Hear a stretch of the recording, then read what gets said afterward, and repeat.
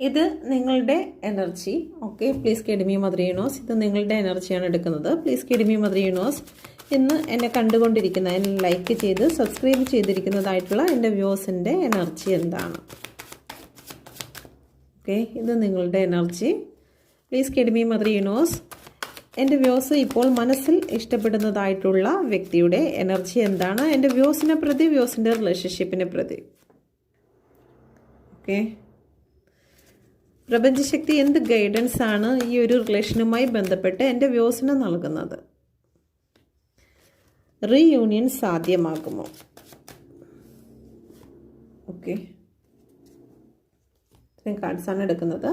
ആദ്യം നിങ്ങളുടെ എനർജിയാണ് നോക്കുന്നത്. നിങ്ങളുടെ എനർജി 4 ഓഫ് സോഡിൻ്റെ എനർജിയാണ്. ഒരുപാട് മാനസിക ദുഃഖത്തിലൂടെ തകർന്ന അവസ്ഥയിൽ അനങ്ങാൻ പോലും വയ്യാത്ത ഒരു മാനസിക സിറ്റുവേഷനിൽ കൂടി നിങ്ങൾ കടന്നു പോകുന്നതായി കാണുന്നു. ഒന്നിലധികം പ്രശ്നങ്ങളെ നിങ്ങളെ തളർത്തുന്നതായിട്ടാണ് കാണുന്നത്.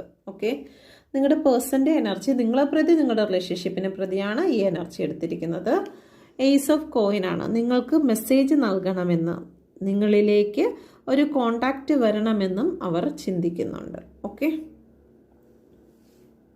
പ്രപഞ്ചശക്തി എന്ത് ഗൈഡൻസ് ആണ് നിങ്ങൾക്ക് നൽകുന്നതെന്ന് നോക്കാം.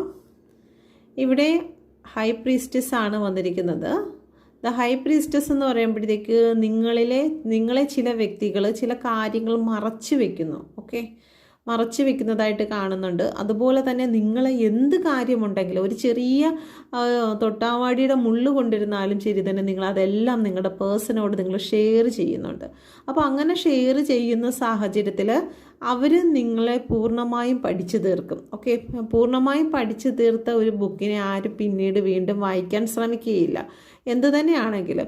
അപ്പം അത് നിങ്ങൾ ചെയ്യേണ്ട കാര്യങ്ങൾ, നിങ്ങളിലേക്ക് ചില കാര്യങ്ങൾ അത് രഹസ്യമായി, നിങ്ങളുടെ അറിവുകളെ അതിനെ അത് രഹസ്യമാക്കി തന്നെ വെച്ചിരിക്കുക. അത് പുറത്ത് പറയേണ്ട കാര്യങ്ങൾ മാത്രം നിങ്ങൾ പറയുക, അല്ലാതെ ഒരു തുറന്ന പുസ്തകത്തെ പോലെ നിങ്ങളെ എല്ലാവരുടെ മുമ്പിലും നിങ്ങൾ പ്രദർശിപ്പിക്കാതിരിക്കുക എന്ന് യൂണിവേഴ്സ് നിങ്ങളോട് പറയുന്നുണ്ട്. ഓക്കെ, അത് ദുഃഖമായാലും സുഖമായാലും അത് നിയന്ത്രിക്കേണ്ടതായിട്ടുണ്ട് എന്ന് യൂണിവേഴ്സ് നിങ്ങളോട് പറയുന്നുണ്ട്. ഓക്കെ, അപ്പം ഈ റിലേഷൻഷിപ്പിൽ ഒരു റീയൂണിയൻ സാധ്യമാകുമോ എന്ന് ചോദിച്ച് നൈറ്റ് ഓഫ് വാണ്ടിൻ്റെ എനർജിയാണ്. തീർച്ചയായിട്ടും നിങ്ങൾക്ക് റീയൂണിയനുള്ള സാധ്യത ഇവിടെ കൂടുതലായിട്ട് തന്നെയാണ് കാണുന്നത്. ഓക്കെ, അപ്പം ഇത് ജനറൽ റീഡിംഗ് ആണ്, എല്ലാവർക്കും ഉള്ള ഒരു എനർജിയാണ് എടുത്തത്. നമ്മൾ പേഴ്സണൽ റീഡിംഗ് എടുക്കുകയാണെങ്കിൽ മാത്രമായിരിക്കും നിങ്ങളുടെ എനർജി കൃത്യമായിട്ട് നമുക്ക് കിട്ടുന്നത്. ഓക്കെ, അപ്പം നിങ്ങൾക്കിത് റെസൊനേറ്റ് ആയിട്ടുണ്ടെങ്കിൽ താങ്ക്സ്.